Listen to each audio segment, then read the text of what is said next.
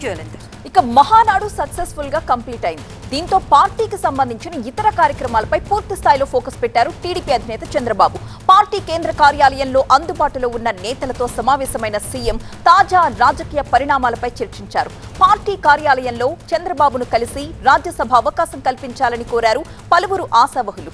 వర్ల రామయ్యతో పాటు కంభంపాటి రామ్మోహన్ రావు, రెడ్డప్పగారు శ్రీనివాసరెడ్డి చంద్రబాబును కలిసి తమ అభ్యర్థిత్వాన్ని పరిశీలించాలని కోరారు.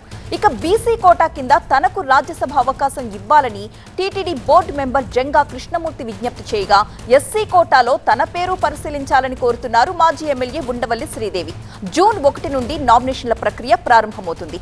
ఆలోపే పేర్లను ఖరారు చేసే ప్రయత్నాల్లో టీడీపీ అధినేత ఉన్నట్లుగా తెలుస్తోంది. మొత్తం 10 రాష్ట్రాల్లోని 24 రాజ్యసభ స్థానాలకు కేంద్ర ఎన్నికల సంఘం నోటిఫికేషన్ జారీ చేయబోతోంది. వీటిలో 4 స్థానాలు ఏపీకి చెందినవే ఉన్నాయి.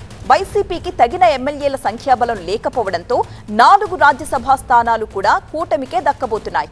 మెజారిటీ స్థానాల్ని గెలుచుకున్న టీడీపీ ఈ విషయంపై తీసుకునే నిర్ణయం ఇప్పుడు కీలకంగా మారింది. 4 స్థానాలే ఖాళీ అవుతున్నా పోటీలో మాత్రం 10 మందికి పైగా ఆశావహులున్నారు. దీనికి తోడు మిత్రపక్షాలైన జనసేన, బీజేపీలకు కూడా సీట్లు కేటాయించాల్సిన అవసరం ఉంది. జనసేనకు 1, బీజేపీకి 1 స్థానము ఇచ్చి మిగిలిన 2 స్థానాల్ని టీడీపీ తీసుకుంటుంది అని ఒక చర్చ నడుస్తుంటే, బీజేపీకి ఈసారి అవకాశం ఇవ్వకపోవచ్చు అన్న చర్చ కూడా ఇంకోవైపు నడుస్తోంది. మా ప్రతినిధి ఈశ్వర్ సిద్ధంగా ఉన్నారు. ఈశ్వర్, కూటమిలో 3 పార్టీలు, 4 స్థానాలు, 10 మందికి పైగా ఆశావహులు. ఏ విధంగా షేరింగ్ ఉండబోతోంది? ఎలాంటి చర్చ నడుస్తోంది ప్రస్తుతం? ఎగ్జాక్ట్లీ ఇప్పుడు ప్రస్తుతం అదే ఛాలెంజ్ కూటమి పార్టీల ముందుంది. వాస్తవానికి అంతర్గతంగా దానికి ఎవరెవరికి ఇవ్వాలన్న దానికంటే కూడా మిగతా వాళ్ళందరినీ సంతృప్తిపరచాల్సిన అవసరం ఉంటుంది. ప్రధానంగా టీడీపీ సీనియర్లను సంతృప్తిపరచాల్సిన అవసరం ఉంటుంది. అలాగే జనసేనకి 1 స్థానాన్ని ఆల్రెడీ కన్ఫర్మ్ చేసినప్పటికీ కూడా భారతీయ జనతా పార్టీ ప్రస్తుతానికి వాళ్ళకి రాష్ట్ర నాయకత్వం వచ్చి టీడీపీ అధినేత చంద్రబాబుని 1 స్థానం కావాలని కోరింది. అయితే వాటిని పరిశీలిస్తామని చెప్పారు. అదే సమయంలో కేంద్ర బీజేపీ నాయకత్వం నుంచి మళ్ళీ ఒకసారి రిక్వెస్ట్ వస్తే మాత్రం ఖచ్చితంగా హానర్ చేయాల్సి ఉంటుంది. కాబట్టి వాళ్ళ నుంచి వచ్చే అవకాశం కూడా ఉన్నట్టుగా పార్టీ వర్గాలకు సమాచారం ఉంది. సో కూటమి కాబట్టి ఆ కూటమిలో ఎవరెవరికి అడ్జస్ట్ చేయాలన్నది చాలా కీలకమైన అంశం.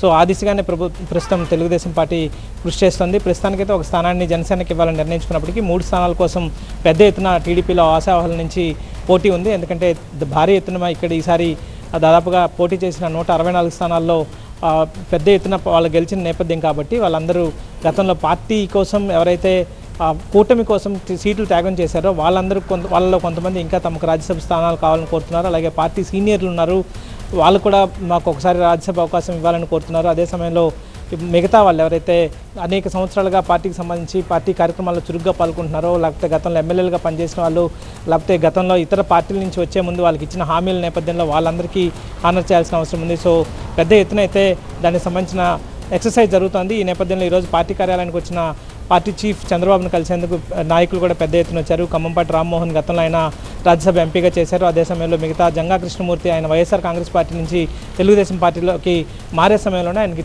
టీటీడీ బోర్డుతో పాటు ఎమ్మెల్సీ కానీ రాజ్యసభ కానీ ఇస్తామన్న హామీ ఉందని ఆయన చెప్తున్నారు. ఈ నేపథ్యంలోనే ముఖ్యమంత్రిని కలిసి ఆయన మరొకసారి బీసీ వర్గాలకు అవకాశం కల్పిస్తే తనకు అవకాశం ఇవ్వాలని కోరారు. అదే సమయంలో ఎస్సీ సామాజిక వర్గం నుంచి వర్ల రామయ్య, అదే సమయంలో తాడికొండ నుంచి పోటీ చేసిన గతంలో మాజీ ఎమ్మెల్యే ఉండవల్లి శ్రీదేవి కూడా తమకు కూడా అవకాశాన్ని ఇచ్చే అంశాన్ని పరిశీలించాలని కోరారు.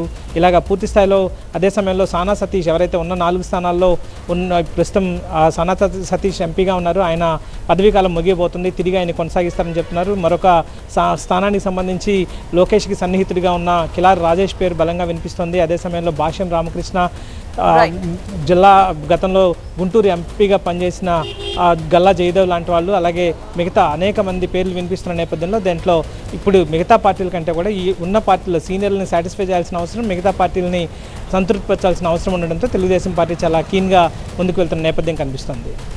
థాంక్యూ ఈశ్వర్.